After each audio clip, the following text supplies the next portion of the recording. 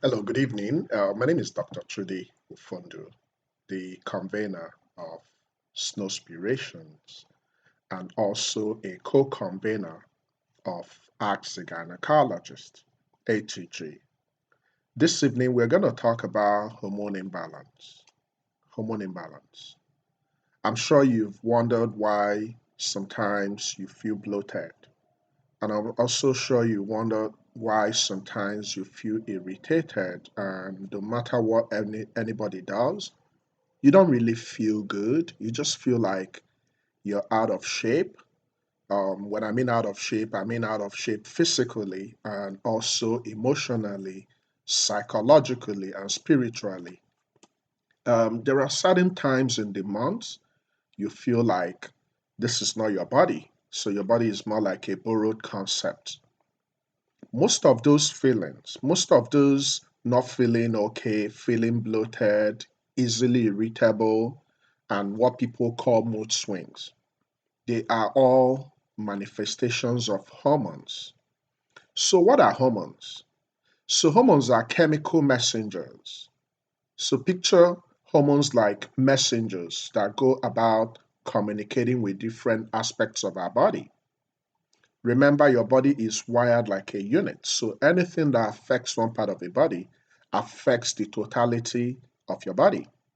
So hormones are chemical messengers that actually work in minute details in affecting your cells, the organ functions.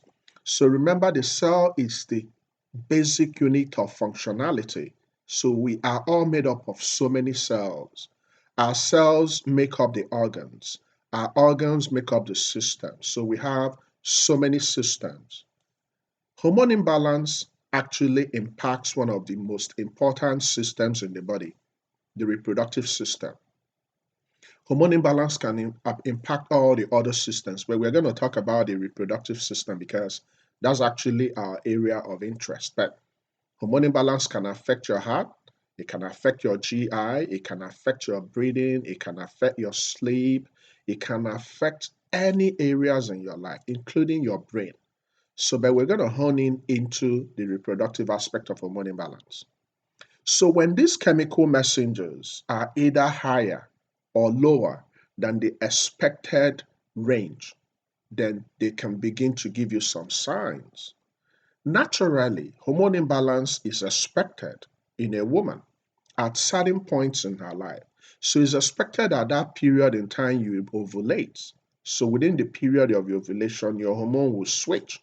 So every woman's hormone fluctuates. So during your ovulation, what happens is the key reproductive hormones will start fluctuating. And I'm going to use this opportunity to highlight on the key reproductive hormones. Your estrogen, your progesterone, your FSH. FSH is follicular stimulating hormone.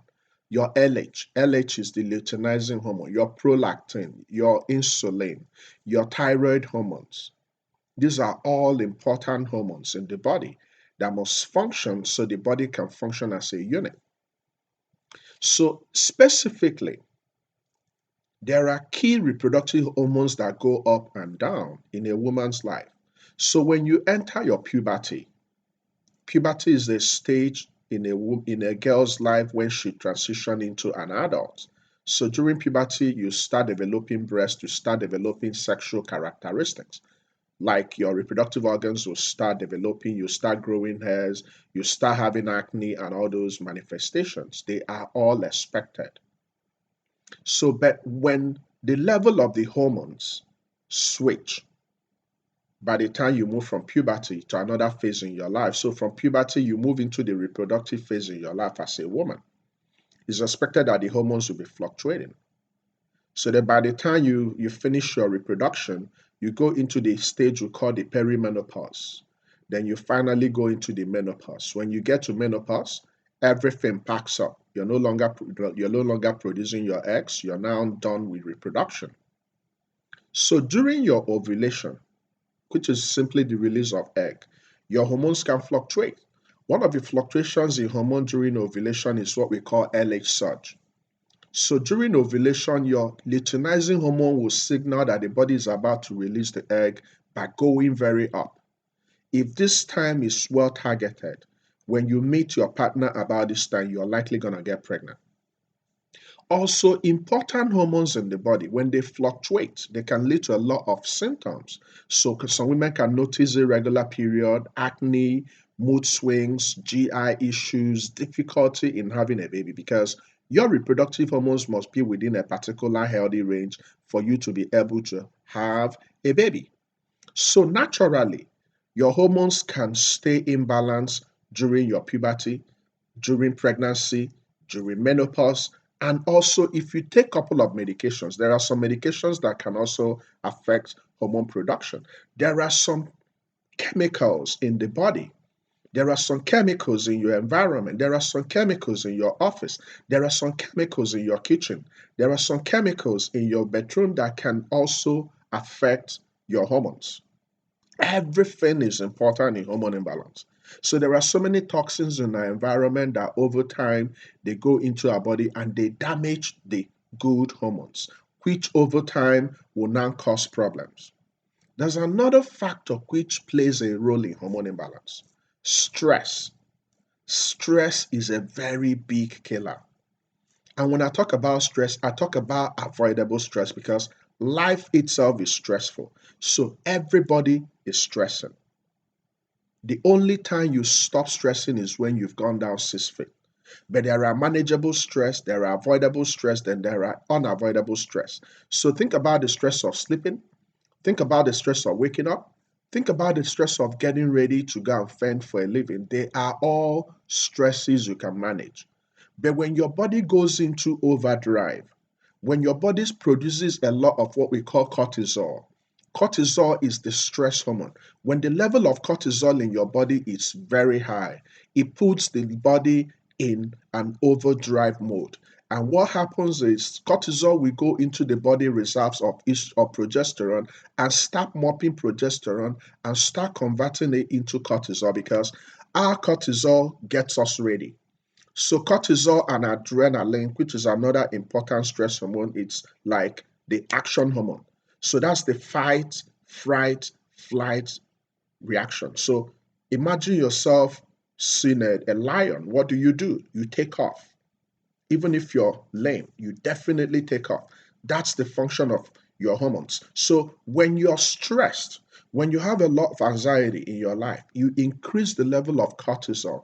And when cortisol exhausts the normal balance, it goes into your body and it mops up those progesterone hormones you naturally need.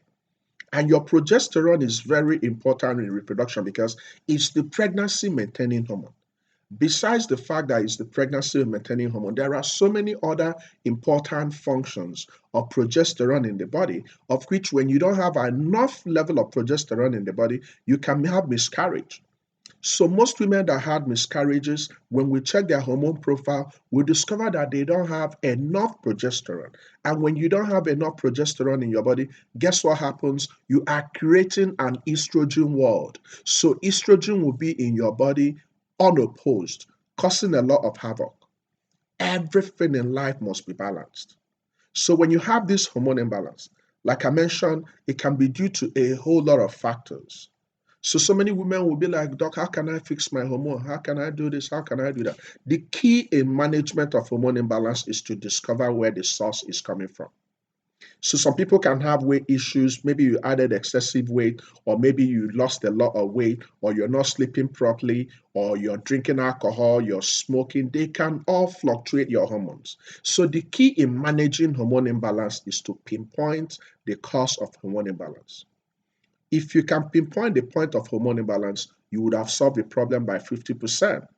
So your takeaway this night is the fact that hormones are natural messengers which helps the body to function properly. So your reproductive hormones are natural messengers which helps you to replicate and have your own. Your estrogen, your progesterone, your FSH, your LH, your prolactin, your thyroid hormones. We have to always remember that thyroid hormones are also important because everything in the body is under the function of metabolism. So when your thyroid hormones are not functioning properly, when they're over functioning or when they're under functioning, they also affect your ability to become pregnant. Thank you for coming tonight, and I hope to be back again. Until I see you, bye bye and God bless.